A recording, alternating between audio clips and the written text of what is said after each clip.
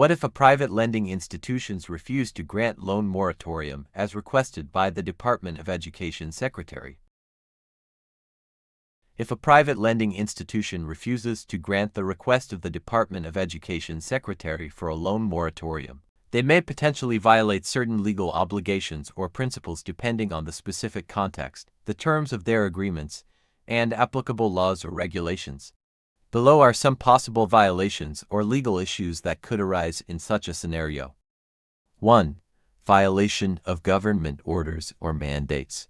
If the DEEP Secretary's request for a loan moratorium is based on a government directive or policy, the lending institution could be seen as in violation of an official government order.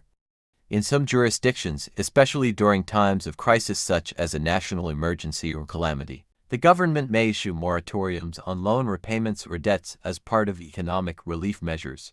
Failure to comply with such directives could be viewed as a violation of public policy or an act of noncompliance with government orders.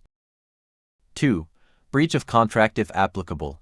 If the loan agreement between the private lending institution and DEEP, or the loan recipients, contains specific clauses that allow for deferral or modification of payments under certain circumstances such as during a national emergency, economic hardship, or at the request of a government agency, refusing a moratorium could constitute a breach of contract. The terms of the loan would need to be carefully reviewed to determine whether the lending institution has an obligation to provide such a moratorium. 3. Violation of consumer protection laws. In some countries, consumer protection laws may require lenders to accommodate requests for relief during extraordinary circumstances, such as financial hardship resulting from a crisis. If the refusal is seen as exploiting vulnerable borrowers such as DEEP personnel or educational institutions in financial distress, the lending institution could be in violation of laws designed to protect consumers from predatory lending practices. 4.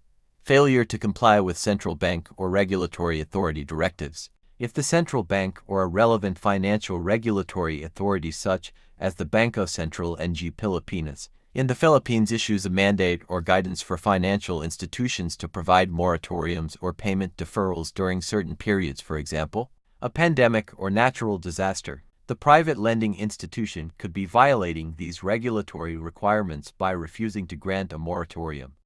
Regulators often have the authority to impose such measures to ensure financial stability and to provide relief to borrowers. 5. Ethical violations. Even if there is no legal obligation for the lending institution to grant a moratorium, they could be criticized for unethical business practices if they refuse to cooperate with government efforts to provide relief to struggling borrowers. Especially when the request comes from a public institution like DEEP, the lending institution's refusal might be seen as disregarding its social responsibility or the public interest. Ultimately, the exact nature of the violation would depend on the legal framework governing the lending institution's operations, the specific nature of the request, and any relevant regulations or agreements in place.